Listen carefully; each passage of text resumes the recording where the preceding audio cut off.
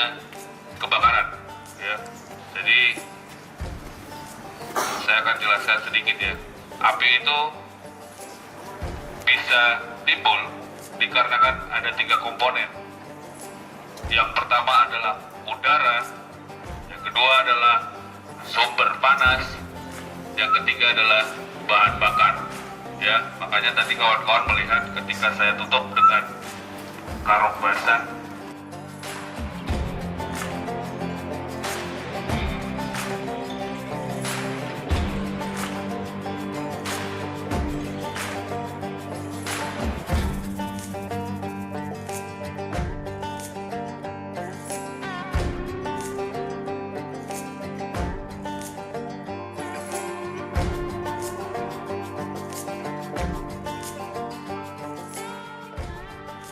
Kelas B, kelas C, dan kelas J. Kelas A itu media yang bisa menimbulkan akibat kebakaran itu adalah seperti benda padat, plastik, kayu, ya, kertas, ya.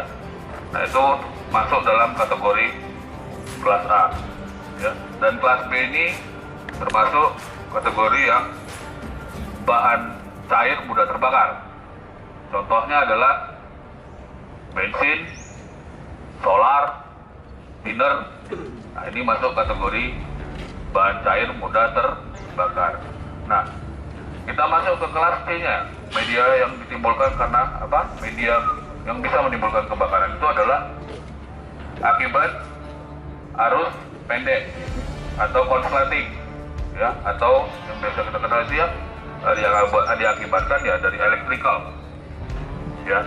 Nah untuk aparnya itu sendiri kita harus menyesuaikan dari media yang ditimbulkan akibat kebakaran itu. Jadi tidak bisa serta-merta orang kan selalu berpikiran air memang benar untuk memadamkan api, tapi air juga tidak bisa memadamkan api untuk media yang kelas C, artinya yang ditimbulkan oleh arus listrik atau arus pendek atau konsleting. Alasannya kenapa? Alasannya ya sudah tahu kita ya. Maksudnya kalau yang ditimbulkan akibat kebakaran akibat electrical, kalau kita padamkan menggunakan air, itu malah beresiko untuk diri kita sendiri. Karena musuhnya listrik itu sudah jelas adalah air. Jadi tidak diperbolehkan untuk memadamkan api diakibatkan karena electrical, ya, kayak konsleting, ya.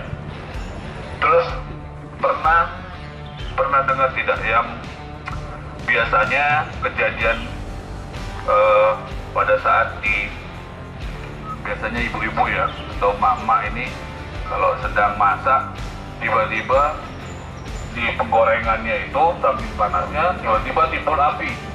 Nah sehingga dia panik, ya, panik, dia langsung ambil air. Nah ini yang salah kawan-kawan. Cara memadamkannya itu jangan langsung siram dengan air. Karena apa? Di penggorengan dia itu sudah ada minyak goreng, terus di atasnya sudah ada api. Nah itu disiram oleh air, sehingga apa? Minyak goreng itu dengan air itu berbeda berat jenisnya, sehingga bukan malah memadamkan, tapi bisa menyebar si api itu kemana-mana. Ini banyak kejadian, ya, sehingga panik disiram air langsung nyebar, udah kemana-mana. Nah nanti akan kita bagaimana cara memadamkan api ketika misalnya itu dalam kondisi seperti itu, ya. Jadi tidak boleh langsung mengambil air langsung disiram. Nah resikonya itu tadi, ya, di api itu yang ada di atas penggorengan itu di atas minyaknya itu akan menyebar kemana-mana, ya. Nah jadi seperti itu, ya. Nah kebetulan ini apar yang kita gunakan ini apar 3 kilo berbahan powder, dan kebetulan ini dia multipurpose. Multipurpose itu artinya dia bisa memadamkan untuk klasifikasi A, B, C, padat yang tadi saya bilang, kertas, kayu, plastik, terus bahan cair mudah terbakar seperti bensin, thinner, dan solar, dan yang terakhir adalah diakibatkan oleh konsleting listrik.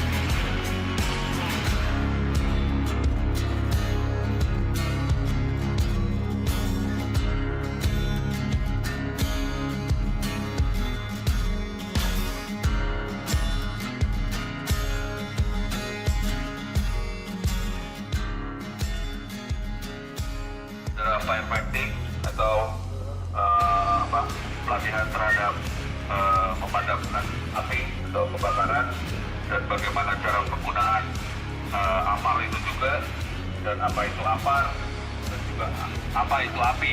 Ya, jadi semua sudah saya jelaskan. Ya, tujuannya adalah untuk kita, baik itu di lingkungan kerja, baik itu juga di kehidupan sehari-hari, kita bisa mengetahui, setidaknya kita bisa bagaimana cara penanggulangan kebakaran, ya, dalam skala api kecil, ya, karena api itu timbul dari kecil dulu sampai hingga yang besar, sehingga bagaimana cara kita memadamkan atau pencegahan terhadap terjadinya kebakaran. Ya, jadi itu adalah poin-poin penting yang Bapak ketahui, kawan-kawan juga yang mesti ketahui, ya, bagaimana cara memadamkan api. Jadi itu saja. Sebelum kita bubar, kawan-kawan, mari kita berdoa menurut agama dan keyakinan kita masing-masing. Semoga kita diberikan keselamatan, kesehatan, kelancaran dan keberkahan. Berdoa dimulai.